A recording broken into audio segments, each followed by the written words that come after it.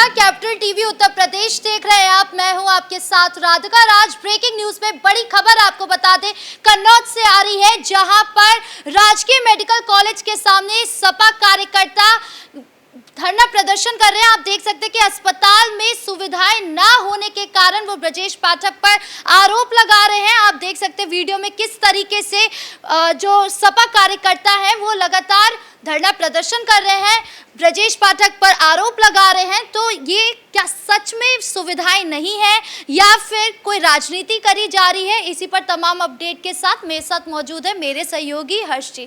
Sir, क्या झूठ फैलाने की कोशिश कर रहे हैं या सच में अस्पताल में कोई कमी है? देखिए, अखिलेश यादव लगातार झूठ फैलाने की कोशिश करते हैं। महाकुंभ के दौरान भी हमने देखा था कि किस तरीके से महाकुंभ के दौरान जब महाकुंभ की शुरुआत हो रही थी तो बताया गया था कि खंबे नहीं है, बिजली तो आ रही है, लेकिन बिजली के लिए आखिर खंबे कहाँ हैं। और वो वीडियो दिखाया गया था और बताया गया था कि लोगों को काफ़ी परेशानी महाकुंभ में हो रही है।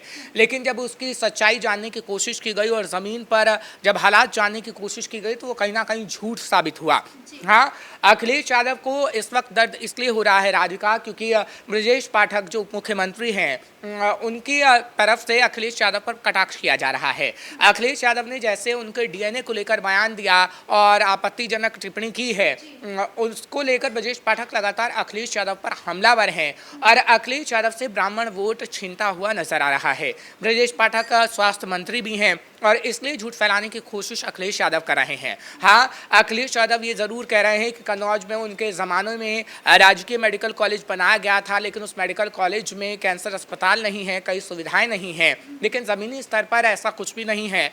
ज़मीनी स्तर पर जाके देखेंगे तो लोगों की तरफ से ऐसी कोई शिकायत नहीं की जा रही है। लेकिन हाँ, अखिलेश यादव ज़रूर कर रहे हैं, इसके वीडियो ट्वीट कर रहे हैं और उसमें दिखा रहे हैं कि कैसे सपा के कार्यकर्ता बैठे हुए हैं और लोगों के लिए इंसाफ मांग रहे हैं। अगर आप इंसाफ मांग ही रहे हैं तो आप अपने कार्यकाल के दौरान आखिर क्यों नहीं बताते थे कि कैसे स्कूल बंद हो जाया करते थे, अस्पतालों में सुविधा नहीं होती थी, तमाम चीनी मिलों को बंद कर दिया गया। उन चीनी मिलों की आपको याद क्यों नहीं आती है जिसमें आपने चीनी मिलों को बंद किया और उससे रोजगार छिन गया। तो अखिलेश यादव सिर्फ और सिर्फ राजनीति करने की कोशिश कर रहे हैं और हम देख रहे हैं कि किस तरीके से अखिलेश यादव ये बताना चाहते हैं कि 2027 का जो चुनावी रण होने वाला है उसमें मैं भी मैदान के अंदर हूँ और लोगों को कहीं ना कहीं अपनी ओर आकर्षित करना चाहते हैं। ब्रजेश पाठक के हाथ धो के पीछे नहीं पड़ गए अखिलेश यादव? देखिए, अखिलेश यादव राजनीति कर रहे हैं क्योंकि वो राजनेता हैं, पूर्व मुख्यमंत्री रहे हैं और एक बार फिर सत्ता की कुर्सी पर काबिज होना चाहते हैं। लेकिन ब्रजेश पाठक भी काफ़ी अच्छी इस वक्त पॉलिटिक्स खेल रहे हैं क्योंकि पीढ़ी का फार्मूला जो अखिलेश यादव की तरफ से अपनाया गया था और एमवाई समीकरण जो अपनाया गया था वो धाराशायी होते हुए नजर आ रहा है। और उसके बाद ब्राह्मण वाली पॉलिटिक्स जो खेलने की कोशिश अखिलेश यादव ने की थी उसको ब्रजेश पाठक ने धाराशायी कर दिया और इसी से अखिलेश यादव डरे हुए हैं और इसलिए ब्रजेश पाठक पर लगातार वार किया जा रहा है। आखिर क्यों? पिछले एक हफ्ते से वो लगातार ब्रजेश पाठक पर ही वार कर रहे हैं। इससे पहले भी हमने देखा था, अखिलेश यादव के ट्विटर को आप खंगालेंगे तो आपको मिल जाएगा कि अस्पतालों की कई वीडियो डाली गई हैं और बताया गया है कि अस्पतालों में सुविधाएं क्यों नहीं है।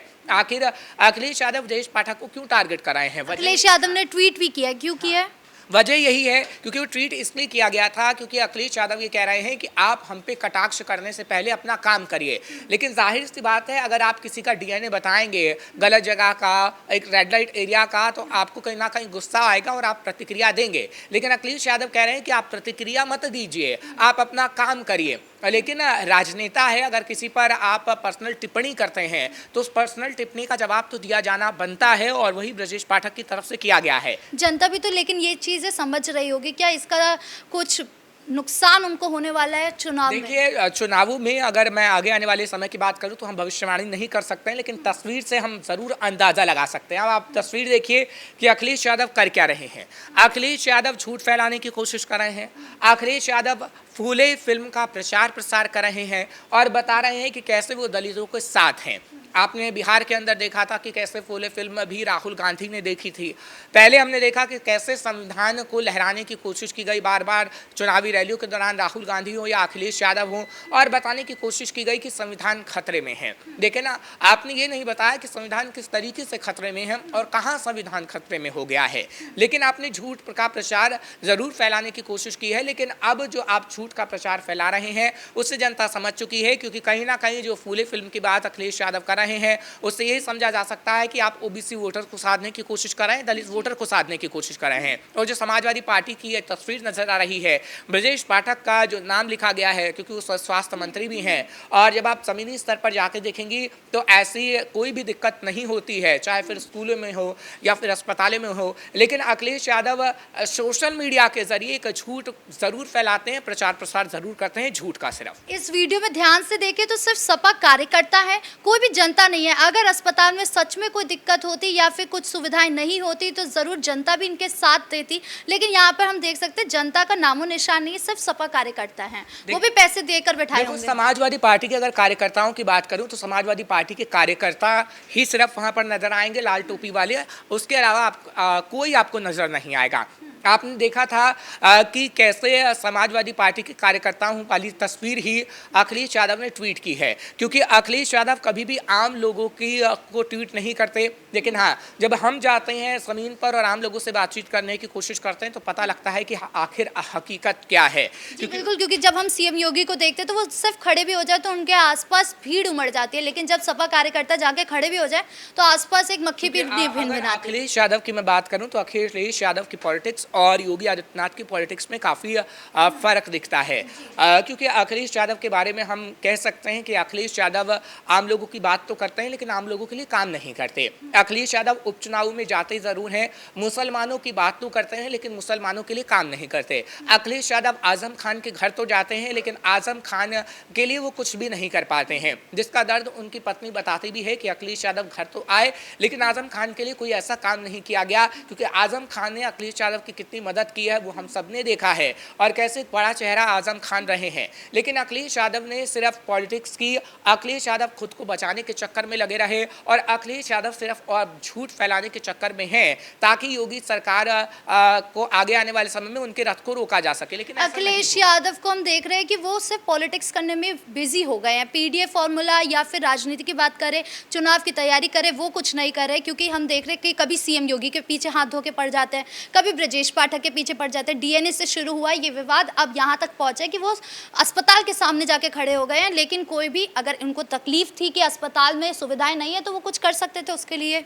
देखिए, अगर मैं बात करूं वो विपक्ष में है, अच्छी बात है, विपक्ष में अगर आप सवाल खड़े कर रहे हैं, क्योंकि विपक्ष का काम ही होता है सरकार से सवाल पूछना, लेकिन झूठ का प्रसार करना नहीं होता। हाँ, आपने सही कहा कि अखिलेश यादव इस वक्त सीएम योगी की बात लगातार कर रहे हैं, कटाक्ष कर रहे हैं और बता रहे हैं कि सीएम योगी की तरफ से क्या नहीं किया गया। लेकिन बेहतर होता कि अखिलेश यादव ये बताएं कि 2027 में अगर वो उनकी सरकार आएगी तो वो क्या करेंगे, क्योंकि अखिलेश यादव ओबीसी को साधने की कोशिश जरूर कर रहे हैं, अखिलेश यादव ब्राह्मणों को साधने की कोशिश जरूर कर रहे हैं, लेकिन अखिलेश यादव ये नहीं बता रहे हैं कि उनका एजेंडा क्या होगा, क्योंकि सीएम योगी आदित्यनाथ ने चाहे फिर हिंदुत्व का एजेंडा हो या फिर विकास का एजेंडा हो, वो क्लियर बता दिया है कि हम अगर दोबारा से सत्ता में आएंगे तो क्या करेंगे, क्योंकि जीरो टॉलरेंस की बात वो लगातार करते रहे हैं। तो अगर कोई भी पार्टी आम जनता तक अपनी बात पहुंचाना चाहती है चुनावों से पहले, तो आपको एक एजेंडा सेट करना होता है, और एजेंडे में आखिर क्या है, आपने आम जनता के लिए क्या किया है, महिलाओं के लिए आप क्या करने वाले हैं, क्योंकि इस वक्त जो सरकार कर रही है विपक्षी पार्टी है